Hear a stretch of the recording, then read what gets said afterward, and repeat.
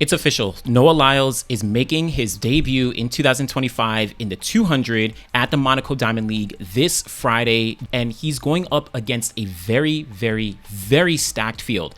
Now, this comes as a little bit of a surprise because we did see that Noah was announced to be running at the London Diamond League in the 100, but this seems like it's a last-minute addition for Noah because this is just about 3 days away for him to run a 200 against a very stacked field. Let me highlight that once again. He's going up against some very good guys. Also, you have Gout Gout, who's going to be running a 200 in a different 200-meter race here in Monaco. We'll talk about that at the end. Go into the timestamps. You can check things out below. But let's talk about this men's 200 with Noah Lyles. Noah Lyles, he actually deleted everything off his Instagram except 2 posts. You could still see his kind of like reels and stuff like that, but deleted everything. But he makes this one post on Instagram this morning saying, meeting Heracles, Diamond League Monaco, 200 meters, 2025 debut, Friday, July 11th. So this is pretty good. This is pretty good in terms of, all right, he's ready. He's ready. Now, he wouldn't be going up against a very strong field if it wasn't for the fact that he's ready. We'll take a look at the field in a second. Also, Wanda Diamond League, they, of course, posted it as well. Monaco welcomes the champ, Noah Lyles. He takes on the 200 meters on Friday 11th, July 11th, in his first Diamond League race of the season. So what is the field that he's going to be going up against? And we're going to kind of break down each of the players, the main players here. But we're going to see Noah Lyles. He'll be going up against Charamba. He'll be going up against Letsile Tebogo, Jareem Richards, Alex Ogando, and then a few other names in the field as well. So this is a stacked field across the board. We just saw Letsile run 19.7. Jareem Richards and Alex Ogando have run 19.8. Charamba has run 19.9 a few times this year. It's a very stacked field. But let's talk about Noah before diving into each of these guys. Noah Lyles, in 2025, he's only run a few select races, and he's never run the 100 or the 200 yet. The last race that he did run was all the way back on April 19th, where he ran the 400 in a PB of 45.87. He also ran the 4x1 that at that same meet as well, where he ran it with Ariad Knighton and a few other guys. But then before that, he had run the 60 meters indoors. Since then, he got injured, picked up a little bit of a foot injury, and had to pull out of the Adidas Atlanta City Games, where he planned to run the 150 meters like he does every year. So he's been sitting out on the sidelines dealing with the injury or, you know, getting himself back together, right? I suspect because he's now running the 200 here and then, of course, the 100 at the London Diamond League, that he's fully recovered from the injury and he's back and ready to compete. But that context, I think, is important because he's coming back after a long time away. We're talking about 3 months from April all the way to July. But like I said, I personally don't think he would have entered into this race if he wasn't truly ready to compete. He probably would have run at the Ed Murphy Classic this weekend, right? A lower key meet where he's just like, I just need to get a race in to be able to, you know, check my fitness, whatever. Nah, he's going up against Tebogo, you know, Alex Ogando, Jareem Richards. Like, he's going up against a very, very high quality field. Now, what's really important here is that Noah Lyles, we know that the only times he's lost a 200-meter race were at the Olympic Games last year and the Olympic Games in 2021. Those are only 2 times that he's lost a 200-meter race over the past, 5 years at this point. The last time that Noah lost a 200-meter race on the circuit at a Diamond League was all the way back in 2019 at the Rome Diamond League. That's where he finished second place to Michael Norman, where Norman ran 19.70, which is his personal best still to this day, and Lyles was just behind, running 19.72. That is the last time that Noah Lyles lost a 200-meter race at a Diamond League or in any individual one-off race. He's been dominating since then. So when it comes to Diamond Leagues, Noah Lyles shows up and he shows out. He's really, really competitive and he knows how to compete against the best, at least on the circuit for sure. What's going to be interesting though is watching Noah versus Letsile, because Letsile just came off dominating the Prefontaine Classic. We just saw Letsile run 19.76 seconds to win the Prefontaine Classic in dominating fashion. The interesting thing about Letsile is he had a hamstring injury that he picked up early this season, and at the Rabat Diamond League, he ran the 100, didn't do that well, but pulled out of the 200 there and announced that he'd been dealing with an injury. So he actually sat out from competition for a few, months, as well, almost a month or so, right? May 25th is the last time that Rabat Diamond League where he ran the 100, and then all the way to July 5th is when he ran that 200 at Prefontaine. So he was able to bounce back after a month off, dealing with injury, resting, recovering,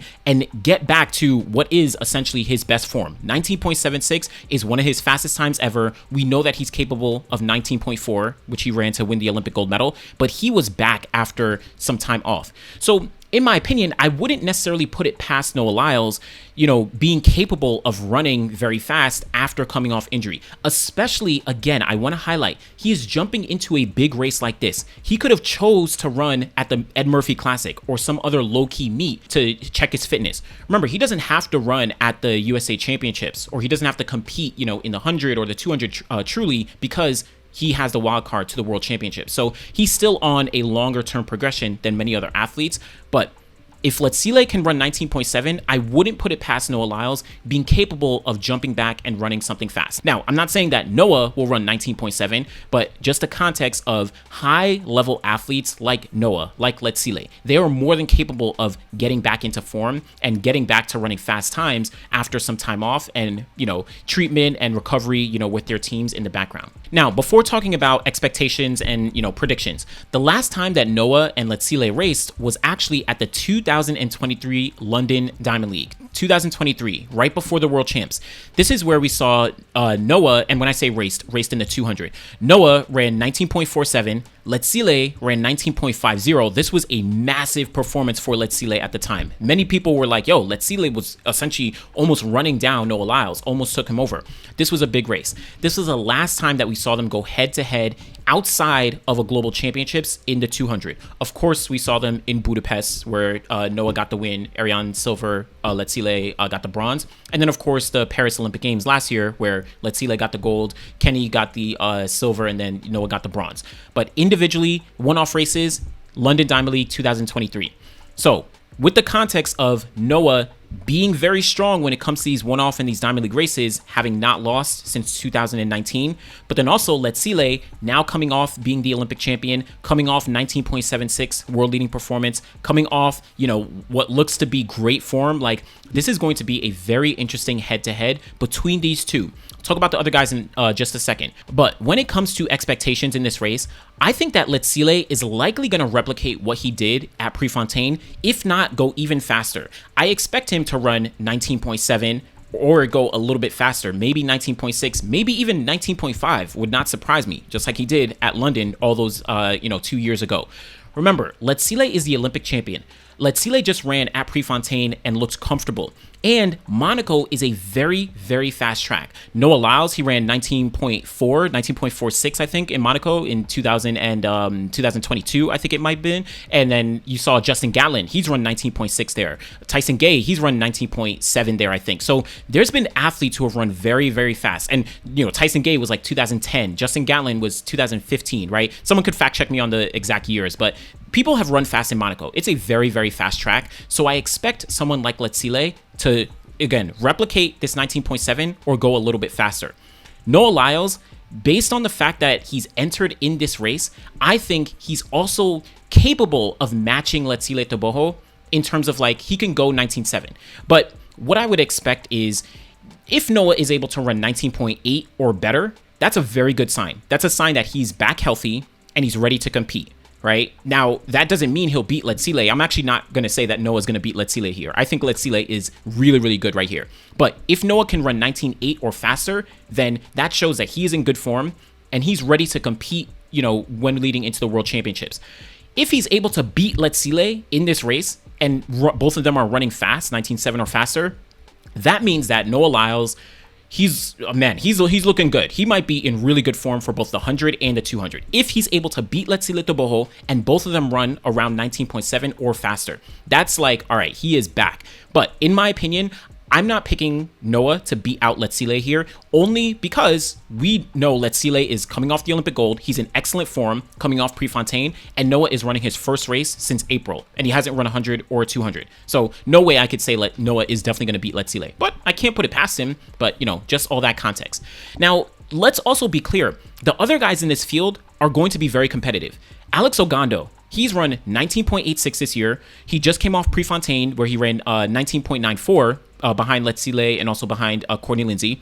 You also have Dream Richards. He's run 19.86. He hasn't run as well outside of that. This was in Miami at the Grand Slam track meet. At Prefontaine, he ran 20.2. I think at the Philly Grand Slam track meet, he ran 20.3. So Dream hasn't been as consistent, but you can't sleep on Dream, right? And then you have Charamba coming out of the NCAA, representing Auburn. I think last week or so, he ran in France. He ran 20.08 seconds. But also throughout the year, 19.92, finished second place at NCAAs, only behind Kari Makarau. You also have him running 19.92 at the SEC championships. He ran 19.94. He ran 19.99. Like, he made the Olympic final last year. Charamba is not someone to sleep on.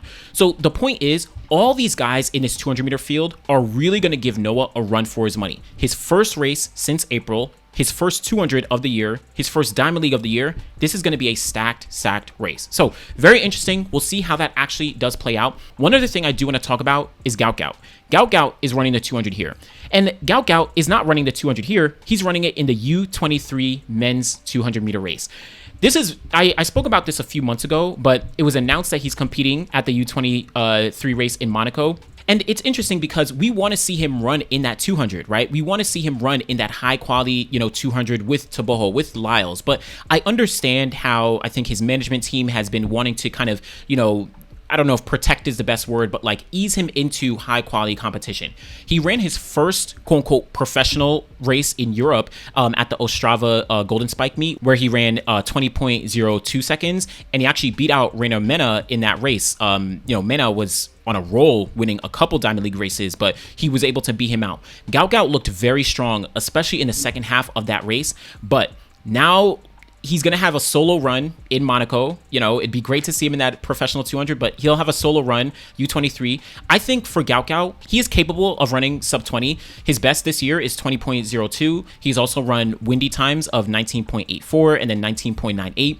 I think in this Monaco race, considering the track, considering all the attention and all these different things, I think that Gout Gout is going to run a legal sub 20, and that will kind of, set another benchmark for him leading into the World Championships. But it'll be tough. Again, I'm kind of disappointed he's not running with the big guys. He's going to be running at the World Champs, so, might as well get that experience. But I guess I can understand, why his team wants to ease him into the high quality competition.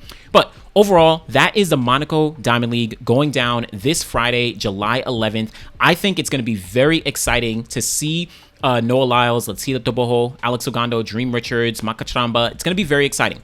Tomorrow, I'm going to come back with a full preview of the rest of the meet. We have some high quality fields across the board, women's 100, men's 110s, women's 400 hurdles. Like, it's going to be good. But let me know what you think about this 200. Do you think Noah Lyles is going to be able to match Letsile Tebogo and maybe win this race? Do you think he's going to be in form to run 19.8 or faster? Let me know what you think. Be sure to like the video, subscribe to the channel. Always truly appreciate ya. Thanks for watching.